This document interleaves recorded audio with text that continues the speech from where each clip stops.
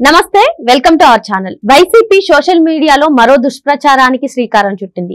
చంద్రబాబు గారి పాలనలో ఇలాంటి దుర్ఘటనలు అంటే తిరుమల ఘటనను తీసుకుని ఇలాంటి దుర్ఘటనలు జరుగుతున్నాయి, ఆయన పాలనలో జిల్లాకి ఇంతమంది పోయారని చెప్పి సోషల్ మీడియాలో విస్తృతంగా ప్రచారం చేసింది. మరి దీనిపై పూర్తిగా విశ్లేషించడానికి మనతో పాటుగా ఉన్నారు ప్రముఖ రాజకీయ విశ్లేషకులు అరసుమేలి శ్రీనివాస్ గారు. వారిని అడిగి పూర్తి వివరాలు తెలుసుకుందాం. సార్ నమస్తే. సార్, తిరుమల ఘటన చూసుకుంటే చాలా బాధాకరమైన విషయం. మరి దాన్ని అడ్డు పెట్టుకుని వైసీపీ వాళ్ళు చంద్రబాబు గారి మీద దుష్ప్రచారం చేస్తున్నారు. ఆయన పాలనలో ఇలాంటి ఘటనలు ఎక్కువగా జరుగుతాయని చెప్పి ఈ జిల్లాకి ఇంతమంది, తిరుపతిలో ఇంతమంది పోయారంటూ లిస్ట్ లో సోషల్ మీడియాలో పెడుతున్నారు. సార్, అసలు అంటే చంద్రబాబు గారి పాలనలోనే ఇటువంటి ఘటనలు జరిగాయా, మరి ఇంకెవరి పాలనలో ఇటువంటి ఘటనలు సంభవించలేదా? దీనిపైన మీ అభిప్రాయం ఏంటి సార్? ఇప్పుడు యాక్సిడెంట్లు జరగటం, దుర్ఘటనలు జరగటం అనేటువంటిది పలానా పాలనలోనే జరుగుతామని ఏమి ఉండవండి. అనుకోకుండా అన్ఎక్స్పెక్టెడ్ ఇన్సిడెంట్లే యాక్సిడెంట్స్, కొన్ని దుర్ఘటనలు జరుగుతూ ఉంటాయి. అది మానవ తప్పిదాలు కానీ విధి ప్రకృతి వల్ల కానీ జరుగుతూ ఉంటాయి. జరిగినప్పుడు ఆయా పాలక పక్షాలు ఎలా స్పందించినటువంటిది ప్రధానం. ఇప్పుడు మీరు ఆ ఇన్సిడెంట్ ని జరగకుండా ఆపలేని పరిస్థితులు ఉంటాయి. జరిగిపోయిన తర్వాత జరిగిన నష్ట నివారణ ఎలా చేశారు, ఆ బాధితుల్ని, ఆ మృతులకి సంబంధించిన వాళ్ళని ఎవరైతే ఆదుకున్నారో వాళ్ళు పరామర్శించారు, ఎంత వేగంగా స్పందించారు అనేటువంటిది ఇంపార్టెంట్. ఆ విషయంలో ఈ దేశంలో, ఈ రాష్ట్రంలో అనేక సార్లు అనేక దుర్ఘటనలు జరిగినాయి.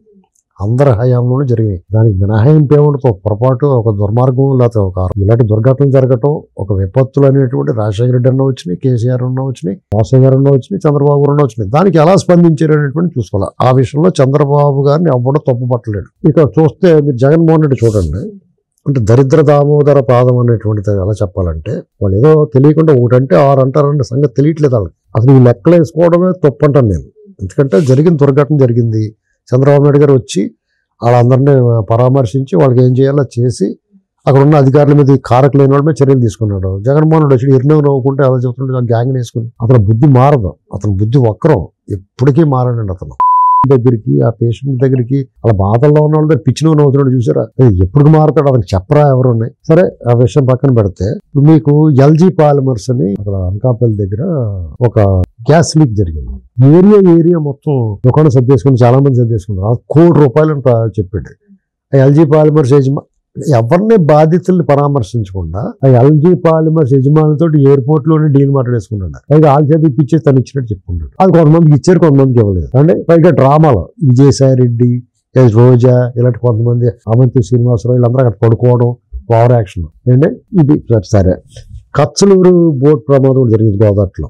వాళ్ళు ఆచూకీ కూడా దొరకలేదు. అసలు తీసుకోవాలి లేడు. వాళ్ళకి సహాయ పునరావాస కార్యక్రమాలు దేవుడేరు. ఆ బోట్ ని బయట తీసి కూడా లేడు. అది మానవ తప్పిదం వల్ల, ఏళ్ల పొరపాటు వల్ల జరిగింది కాబట్టి ఆ పోస్ట్ మార్టాలో లేకపోతే దాని గురించి వస్తే హర్ష్ కుమార్ అని మాజీ ఎంపీ ఒకరు దాని మీద ఫైట్ చేస్తే జైలు పడేశారు. అది ఎన్నాళ్ళకో కానీ తీశారు బయటకి. ఏంటండి దాని గురించి పరామర్శ. ఇలాంటి బోటు ప్రమాదాలు గట్రా జరిగినప్పుడు కనీసం వీళ్ళు 2-3 జరిగినాయి జగన్మోహన్ రెడ్డి హయాంలో. అసలు వీళ్ళు దాని గురించి అసలు మాట్లాడేవాడే లేడు. టీడీపీ ఉన్నప్పుడు జరిగినాయి.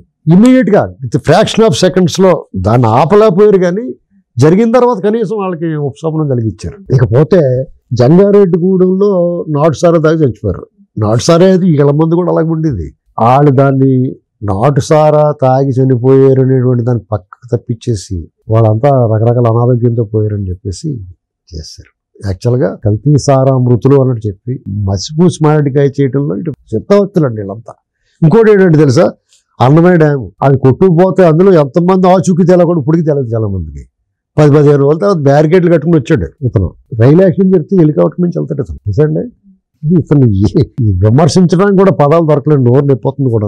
సార్, ఇప్పుడు మనం చూసుకున్నట్లయితే తిరుపతికి CM, deputy CM, home minister, ఇంకా మినిస్టర్స్, ఎమ్మెల్యేస్ అందరూ కూడా పరామర్శకు వెళ్తున్నారు. మరి వైసీపీ హయాంలో ఇటువంటి సంఘటనలు జరిగినప్పుడు ఎవరైనా అసలు మీ కాల ప్రజలంటే చీమలతో సమానం అండి. చీమ కలిసి చచ్చిపోయింది అనుకో, మీరు పెద్ద బాధపడరేమైంది. కొంచెం ఇంకోటి ఏదైనా చిన్న జంతువు ఏమన్నా చచ్చిపోతాయి పాపం అనుకుంటాను. చీమలైనా దోమలనే చంపేస్తే ఎవరి పెద్ద బాధ అలాగే చూస్తాడు అతను. రియా హాస్పిటల్లో కరోనా వచ్చింది చూసినప్పుడు ఆక్సిజన్ అంతకి ఎంతమంది చచ్చిపోయారండి. దాన్ని అడగడానికి వెళ్ళిన అందరూ అరెస్ట్ చేస్తారు. అసలు ఎన్నాటికన్నా ముందు ఈ దరిద్రుడు పాదం పెట్టగానే ప్రపంచం మొత్తానికి కరోనా తట్టేసుకుందా.